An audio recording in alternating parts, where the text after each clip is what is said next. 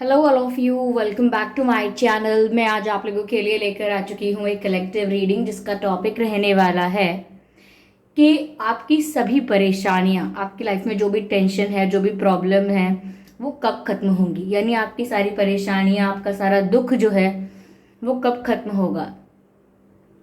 यह reading general है, तो हो सकता है कि आपके साथ रेजोनेट करे या ना करे। आपको ओपन माइंडेड होकर सुननी है। यह रीडिंग सभी ज़ोडिएक साइंस के लिए है, हर उम्र के व्यक्ति के लिए है और टाइमलेस है।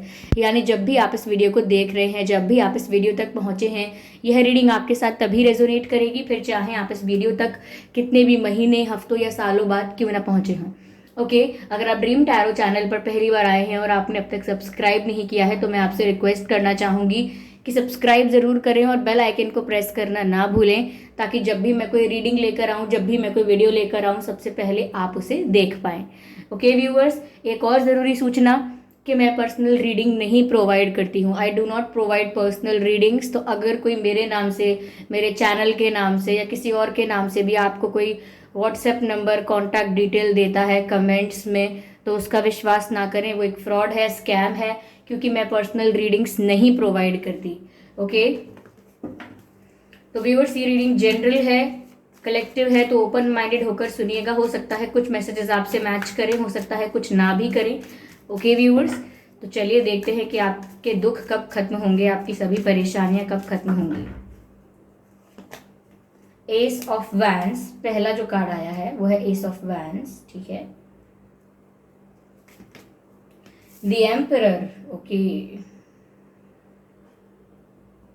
This card, the hanged man,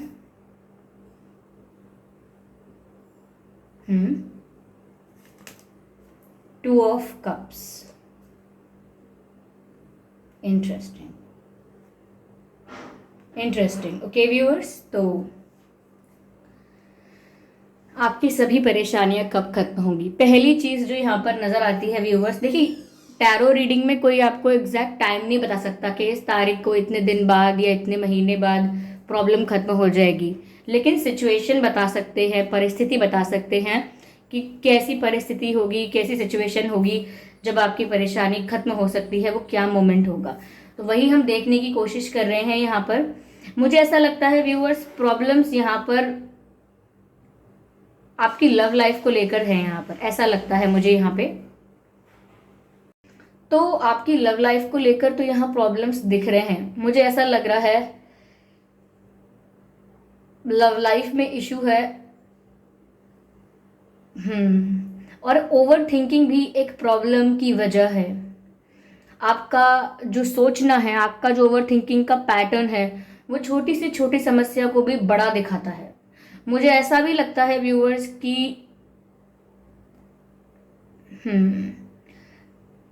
pride का भी इशू यहां पर दिख रहा है। Ego and pride, power. देखिए व्यूअर्स, मैं पहले कुछ और कार्ड्स लेना चाहूंगी और कुछ कहने से पहले। I need this, okay, give me a moment. ये इश्यूज मुझे दिख रहे हैं, एम्परर एंड एम्प्रेस। मुझे तभी लग रहा था कि मुझे क्लैरिफिकेशन लेने की ज़रूरत है, इसीलिए मैंने क्लैरिफाई करने के लिए पहले कहा। एम्परर और एम्प्रेस दोनों ही आ गए यहाँ पे। Eight of cups, okay. मुझे रीडिंग करने में आसानी हो, इसीलिए उसी के अकॉर्डिंग मैं ये कार्ड्स लगा रही हूँ, ओके। वरना कहीं और भी रखे होंगे तो भी कोई दिक्कत नहीं है, लेकिन इजी रहेगा मेरे लिए, इसलिए मैं कार्ड्स ऐसे सेट कर रही हूँ, अरेंज कर रही हूँ। Just need one more card. Night of king of pentacles, not the night, okay. Okay viewers, emperor और एम्प्रेस का कार्ड है। मुझे लगता है व्यूअर्स, यहाँ पर आपकी लव लाइफ में इशू ये हो सकता है, एक प्रॉब्लम तो ये है कि आप अपने ट्विन फ्लेम के साथ डील कर रहे हो सकते हैं, और वो आपका जो काउंटर पार्ट है, यानी कि जो भी डिवाइन मैस्कुलाइन है या फेमिनाइन है, जो भी जिस भी पर्सन के साथ आप डील कर रहे हैं, आपके ट्विन फ्लेम यहाँ पर जो हैं, ऐसा लगता है व्यूअर्स कि वो थोड़े ईगोइस्टिक हो सकते हैं, थोड़े स्टबर्न हो सकते हैं। मुझे ऐसा भी लग रहा है कि एटीट्यूड का भी उनको इश्यू हो सकता है, एटीट्यूड प्रॉब्लम है उनको, जो मैंने आपसे ऑलरेडी कहा, प्राइड एंड एटीट्यूड, ईगो। वो अपने आगे किसी को देखते ही नहीं है, अपनी जिद के आगे किसी की चलने ही नहीं देते। तो उस पर्सन को लेकर भी आप काफी दुखी रहते हैं। जबकि आप यहाँ पर मुझे एम्प्रेस की एनर्जी में लग रहे हैं। आप बहुत ही नर्चरिंग हैं, केयरिंग हैं, लविंग हैं। ओके, आप बहुत ध्यान रखते हैं रिश्तों का, बहुत आप वैल्यू करते हैं रिलेशनशिप्स की, चाहे वो माँ बेटे का रिश्ता हो, कपल्स का रिलेशनशिप हो, बहन बहन बहन का या बहन भाई का रिश्ता हो। आप बहुत वैल्यू करते हैं रिश्ते की। ऐसा लगता है that you have that nurturing vibe. आप प्यार से और सेक्रीफाइस से कैसे भी रिश्तों को बढ़ाते हैं आगे। You are the person who put love in that situation, ऐसा लगता है। तो यहाँ पर ऐसा लग रहा है व्यूअर्स कि जो भी ये आपके ट्विन फ्लेम के साथ जो भी ये आपका बैलेंस में नहीं है रिलेशनशिप या कनेक्शन जो भी है, कहीं ना कहीं वो एक रनर की भूमिका में हो सकते हैं, आप चेजर की भूमिका में भी हो सकते हैं। यहाँ पर मुझे ऐसा लग रहा है कि आप लोग एक दूसरे से बहुत अलग हैं किसी सिचुएशन में, और कभी कभी आपको ऐसा लगता होगा जैसे आप लोग मिरर कर रहे हैं। मुझे यहाँ पर ऐसा लगता है व्यूअर्स कि आपको बैलेंस करने की ज़्यादा ज़रूरत है मैस्कुलाइन एंड फेमिनाइन में, यानी अपने खुद के अंदर मैस्कुलाइन एंड फेमिनाइन का बैलेंस लाने की ज़रूरत है। जब तक आप ये बैलेंस मेंटेन नहीं करते, या तो आप रनर बन जाएंगे या आप चेजर बन जाएंगे, इस फॉर्म में रहेंगे आप। क्योंकि ये ट्विन फ्लेम कनेक्शन मुझे आपकी लाइफ में दिख रहा है, जो कि अभी आपके दुख का, आपके आपके पेन का कारण अभी इस वक्त हो सकता है। ठीक है, मुझे यहाँ पर व्यूअर्स ये भी लग रहा है कि किसी के साथ आपका कोई ऐसा रिश्ता था जो चीटिंग के साथ खत्म हुआ, या चीटिंग, या ऐसा हो सकता है कोई मैनिपुलेशन था, या उस पर्सन ने आपकी रिस्पेक्ट नहीं की, बिट्रे किया है आपको। कहीं ना कहीं आप उस पर्सन को अब तक भूल भी नहीं पा रहे हो, अपने ही पास्ट में अभी भी अटके हुए हो, अभी भी उस पर्सन के बारे में सोचते रहते हो। क्योंकि यहाँ लवर्स का भी, आई मीन 2 ऑफ कप्स का भी कार्ड है, लवर्स का कार्ड तो नहीं है। तो अब तक उसी प्यार में, उसी में खोए हुए हो। ये हो सकता है अलग लोगों के लिए ये मैसेज मैच करे, और ये ट्विन फ्लेम का मैसेज आप लोगों में से काफ़ी लोगों के लिए मैच करे, और हो सकता है काफ़ी लोगों के लिए ये मैसेज मैच करे। क्योंकि मुझे यहाँ पर जो सिचुएशंस लग रही हैं आपकी लव लाइफ में, वो 2 सिचुएशंस नज़र आ रही हैं। ट्विन फ्लेम सिचुएशन भी नज़र आ रही है मुझे यहाँ पर, और डिवाइन और मैस्कुलाइन का, सॉरी, डिवाइन फेमिनाइन और डिवाइन मैस्कुलाइन का बैलेंस की कमी है आपके अंदर, मुझे ये नज़र आ रहा है। अब अगर आप ट्विन फ्लेम रिलेशनशिप में नहीं हैं, तो भी मैं ये कहूँगी, ट्विन फ्लेम कनेक्शन में नहीं है आप, स्पिरिचुअल कनेक्शन में अगर आपको लगता है कि आप नहीं हैं, तो भी मैं ये कहूँगी कि आपको अपने भीतर डिवाइन मैस्कुलाइन और डिवाइन फेमिनाइन, यानी कि मैस्कुलैनिटी और फेमिनाइन, उसको बैलेंस करना होगा। कहीं ना कहीं आप ज़्यादा फेमिनाइन हो जाते हैं या ज़्यादा मैस्कुलाइन हो जाते हैं, और बैलेंस फॉर्म में नहीं रहते। इस वजह से बहुत सारी प्रॉब्लम्स को फेस करना पड़ता है आपको। दुख होता है तो बहुत ज़्यादा ही दुख आ जाता है, प्रैक्टिकल बनेंगे तो बहुत ज़्यादा ही प्रैक्टिकल बन जाएंगे। So that doesn't work that way. Okay, ये इस तरह से काम नहीं करता है, इस तरह से फंक्शन नहीं करता। It won't function like that. आपको बैलेंस मेंटेन करना होगा। वहीं मुझे एक सिचुएशन ये भी लग रही है कि किसी पास्ट पर्सन को आप में से कुछ लोग हैं जो भुला नहीं पाए हैं। कोई पास्ट पर्सन ऐसा है जिसने आपको प्यार तो बहुत किया, लेकिन वो वो जैसा आपने सोचा था वो नहीं हुआ, आपके एक्सपेक्टेशंस के अकॉर्डिंग कमिटमेंट भी नहीं दिया, शायद आपको डिसरिस्पेक्ट किया, आपके टाइम की भी कोई वैल्यू नहीं थी, आपकी फीलिंग्स और इमोशंस और एफर्ट्स की वैल्यू नहीं की। कहीं ना कहीं आप जो डिजर्व करते थे वो आपको नहीं दिया, जिससे आप प्यार करते थे उस पर्सन ने। तो हो सकता है व्यूअर्स कि अगर आप सच में इस पेन से, इस दुख से फ्री होना चाहते हो, तो बहुत इंपॉर्टेंट ये है यहाँ पे कि आपको अपने आप को समझाना होगा कि मूव ऑन करने की ज़रूरत है। ओके, यहाँ पर आपको मूव ऑन करने की ज़रूरत है, ये बात आपको अपने आप से कहनी होगी। क्योंकि ऐसा लगता है कि अगर आप चाहते हैं कि ये वाली परेशानी, ये वाला दुख जो है, जो आप पास्ट में रहकर उनके बारे में सोचते रहते हैं, अपने पास्ट को याद कर करके आज भी दुखी हो रहे हैं, डिप्रेस हो रहे हैं, तो यहाँ 8 ऑफ कप्स का कार्ड है। आपको मूव ऑन करना होगा। सिर्फ ऐसी सिचुएशन से नहीं कि किसी पर्सन को याद करते रहते हैं, और अगर वो चीटर था या कोई किसी ने आपको चीट किया था या हर्ट किया था इंटेंशनली और अनइंटेंशनली, सिर्फ यही एक कारण नहीं है। अगर आपके जीवन में कोई भी ऐसा पैटर्न है, कोई भी ऐसे लोग हैं, कोई भी ऐसा जॉब है, करियर है, कुछ भी ऐसी सिचुएशन है, चाहे फैमिली मेंबर्स हैं, फ्रेंड्स हैं, what ever the situation is, जो चीज़ आपके लिए बेनिफिशियल नहीं है, जो चीज़ आपको कुछ सर्व नहीं करती और आपको कोई हैप्पीनेस नहीं सर्व करती, ऐसी सिचुएशन से आपको मूव ऑन करना है, वॉक अवे करना है। वो वॉक अवे करना, वो मूव ऑन करना आपके लिए बेनिफिशियल होगा। ये एक तरीका होगा जिससे आप अपना स्ट्रेस रिलीज कर पाएंगे। अपनी लाइफ में आप व्यूअर्स अपने पास्ट को लेट गो करना सीखिए। ओके, जो बीत गया वो बीत गया, उसे लेट गो कीजिए, क्योंकि आप बहुत सारी सिचुएशंस को पकड़ के बैठे हैं, लेट गो नहीं कर रहे हैं। ये भी एक प्रॉब्लम की वजह है। ओके, यहाँ पर एक प्रॉब्लम की वजह ये भी है कि आप बैलेंस मेंटेन नहीं कर रहे हैं अपने अंदर डिवाइन फेमिनाइन और डिवाइन मैस्कुलाइन का। अगर आप ट्विन फ्लेम रिलेशनशिप में या कनेक्शन में हैं, ये नहीं भी हैं, तो डिवाइन और मैस्कुलाइन का बैलेंस, सॉरी डिवाइन नहीं, what am I talking, feminine and masculine का जो बैलेंस है वो हर व्यक्ति के अंदर होना चाहिए। ठीक है, अगर आप बैलेंस मेंटेन करते हैं तो आप स्टेबल एनर्जी में आ जाते हैं। ओके, मुझे यहाँ पर व्यूअर्स ये भी नजर आ रहा है समवेयर कि आप ओवर थिंकिंग बहुत कर रहे हैं। आप बहुत ज़्यादा सोच रहे हैं, ओवर थिंकिंग कर रहे हैं। किसी ने आपसे कुछ कह दिया, किसी ने कोई एक्शन ले लिया, किसी ने आपसे रोज़ बात करी और किसी ने एक दिन बात ना की, और कुछ भी ऐसा जो थोड़ा सा भी हो गया ना, थोड़ा सा भी किसी ने आपको देख के, आपने किसी को देख के स्माइल किया लेकिन उसने स्माइल वापस नहीं किया आपको देख के, तो आप उस बारे में भी ओवर थिंकिंग करना स्टार्ट कर देते हैं। ऐसा लग रहा है कि बहुत ज़्यादा सोच विचार करने लगते हैं, दिन रात सोचेंगे उसने ऐसा क्यों किया होगा, उसने मुझसे बात क्यों नहीं की, उसका मन तो होगा ना मुझसे बात करने का, क्या बात हो गई, मैंने कुछ गड़बड़ कर दी क्या। या फिर आप सोचेंगे सब लोग धोखेबाज होते हैं, देखो कैसे बदल गए, मैं तो अच्छे से बात की थी, अच्छे से रिस्पॉन्स नहीं दिया। तो ज़रूरी नहीं है कि आपकी वजह से ही ये सब हो। लोगों की लाइफ में अलग अलग चीज़ें होती हैं, अलग अलग बातें होती हैं। ठीक है, तो वो भी रीज़न हो सकता है। तो यहाँ पर आपका ओवर थिंकिंग का जो प्रॉब्लम है वो बहुत ज़्यादा है व्यूअर्स।